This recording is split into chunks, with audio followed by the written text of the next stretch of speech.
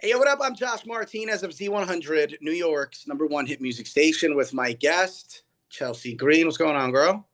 I'm so good. I'm sitting here on the West Coast right now at Joshua Tree. I'm living my best life, leaving for SmackDown tomorrow. Life is good. You know what? I'm doing this from an Airbnb bedroom in So am Orlando. I. B&B twins. Uh, Love that. the humidity in Orlando is no joke, girl. Oh, welcome to my life. I mean, you're Canadian. How do you deal with this, girl? At this point, I've been living in Florida now 10 years. I'm almost used to it. Almost being the operative word. Yeah. So you've been in the wrestling game for a long time, on the indies, moving up, finally into WWE.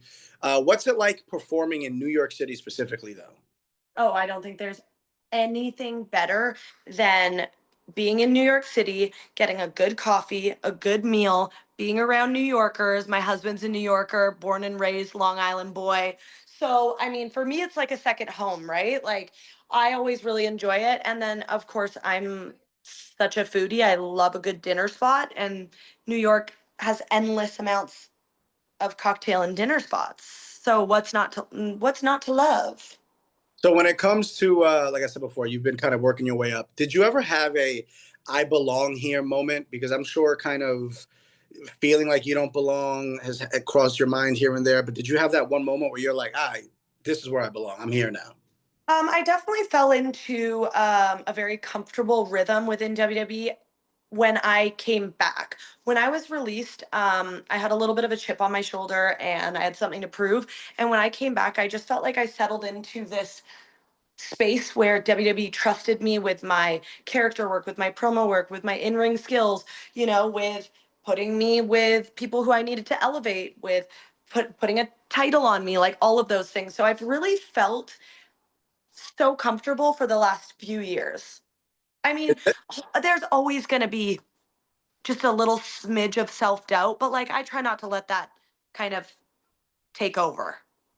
Who's been the biggest help backstage in this second go round for you? I mean, I would say that probably the women that I look up to the most aren't necessarily like doing moves that I want to emulate. It's more so the people that they are. They're literal souls, which would be Bailey, Naomi, and Natty. I mean, they've been there so long. They continue to elevate the women's division. They continue to support women's wrestling, and they're just good people. They're really, really, really good people. They never let this job get to their head. So wrestling fans could be very intense. How have they helped your evolution as a performer through the years? Well, they've verbally kicked my ass many a times. They've put me in my place over COVID numerous times. Now I've kind of stepped into this almost like really positive light with the fans. That's also scary. I just try not to believe the hype, whether it's good or bad. At the end of the day, like I have to just be me, do my job, trust that I'm going to do my job correctly, and if you love it, you love it, and if you hate it, you don't. But that's easier said than done. Like social media is loud. It's really, really loud, and it's hard to tune it out. But quality filters are a blessing, honey.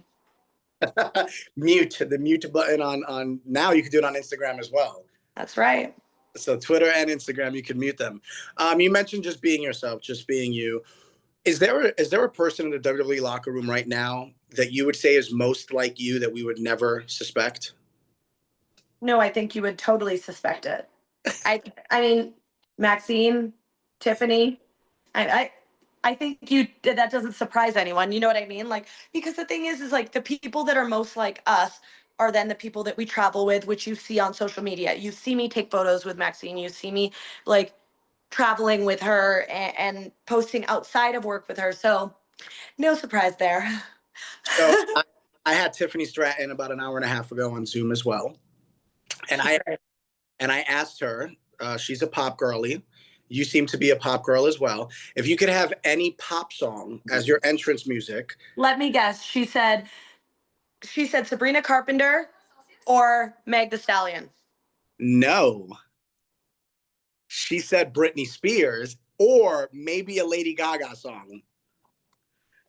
Tiffany said that? I was convinced I was going to hear a Sabrina Carpenter line somewhere, but Okay.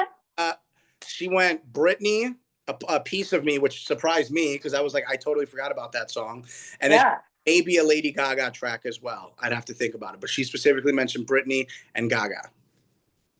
Wow. I would love to have my song, but Cardi B sing it. Because my song is giving like hip hop R&B rap. And so I would love, yeah, I'd love Cardi to sing it. So Cardi B is going to be hosting SummerSlam August 2nd and 3rd, MetLife Stadium.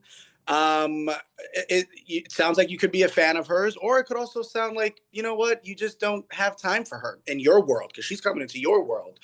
Is there a message that you would like to have for Cardi B? Yes, I already sent it to her on Twitter.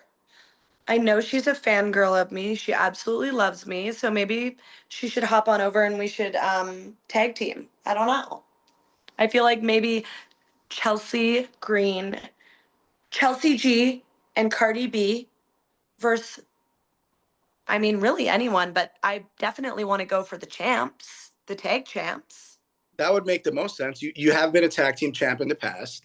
When it came to the tag team with Sonya Deville, were there set plans in place that obviously were derailed by an injury, or was it very much just let's just see what happens after you guys get? Oh, honey, we were flying by the seat of our pants. Every Friday we showed up to work and we ran the play, baby. We ran the play. Whatever the play was, we were running it. I don't know what it ever I never knew the end goal, and I think that's why I can like turn off. When I get home, I can turn off. I can be Chelsea Green, not the wrestler, just the person. I can be the dog mom, the cat mom.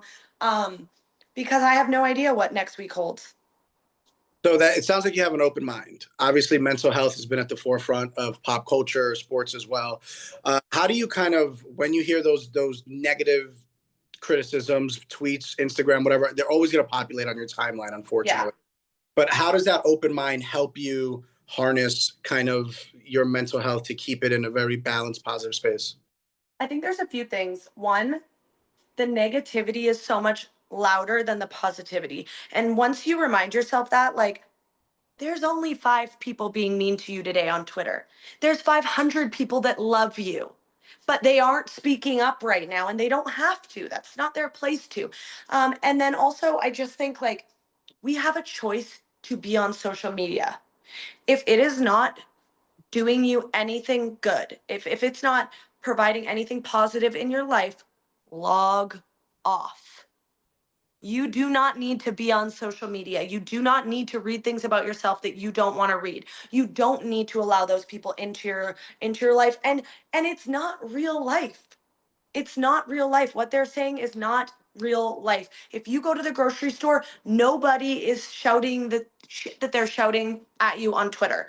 And that just like, I think, of course, that's easier said than done, but like, just log off. It's the most fascinating thing to me, and I have a daughter. She's going to be 2 in a couple months, so now I'm just like hyper focused on Yeah. anything that women go through social media wise. And it's fascinating because if you went to Publix right now and 3 women complimented your hair, your day would be made. Yet if for some reason 3 people double tap the screen and you only get 3 likes on an Instagram post, you feel like that's not enough. That's not worth it. And you delete it. And I'm not saying you as Chelsea Green, I just mean kind of this Yeah. as a society. So I love that you said that. Yeah. I just feel like and not even just like as women, just like as humans, we're entering an era where we're trying to be kinder. There are definitely people that are being left in the dust that are still being mean and bullying and choosing negativity. But like, if we as a society can move forward and just be kinder with one another, like, oh my gosh, life would be so much, easier. As Harry Styles trademarked, treat people with kindness. Yeah, exactly. Uh, we are a pop radio station, so what are your 3 favorite songs right now, if you had to choose? Okay, definitely anything Alex Warren. Mm. Oh yeah. Oh my God. always. The Alex Warren Joe Jonas collab is one that I can't get out of my head. Of course, like man child, like anything Sabrina, anything that she comes out with, I'm sure we're gonna have a new song any day now because she's an absolute legend when it comes to releasing back-to-back bangers. Tate McRae, I don't really think you can get a bad Tate McRae song, even though they kind of all sound the same. I like them all. um and then no, really, that's it. That's, you know what, I'm not gonna keep going because like those are my tops right now. But no, know that I'm one of those girls. I love nostalgia. So I love a good Eagles and Bryan Adams moment. Okay, fair. I like Yeah. that. Yeah. But I was waiting for a Tate McRae reference. Canadians got to look out for each other. I mean, of course. Of course. Tate McRae's my girl, a Calgary girl. Come on. I interviewed her once and I brought up the Hart family, and she looked at me like I had 10 heads. I was like, all right, we'll move on. She's too young. She's too young for you, bro. That's what it was. I was like, oh, the Bret Hart, the Hart family, Hart Dungeon. And she's like, yeah. I was like, all right, on we go. Let's talk about music. Next one. So August 1st, 2nd, 3rd, 4th, you guys are taking over the Tri-State, SmackDown in Jersey, SummerSlam Night 1, SummerSlam Night 2, both at MetLife, Barclays Center Monday night. We will be seeing you there at least one time, hopefully more than once. Hopefully four. Hopefully all 4 days. You know what? Just go for the Grand Slam, girl. That's right. That's right. Hey, it's never too far-fetched. There you go. Chelsea Green, one more time. Appreciate your time, girl. Thanks for having me. I'll see you in the tri-state area.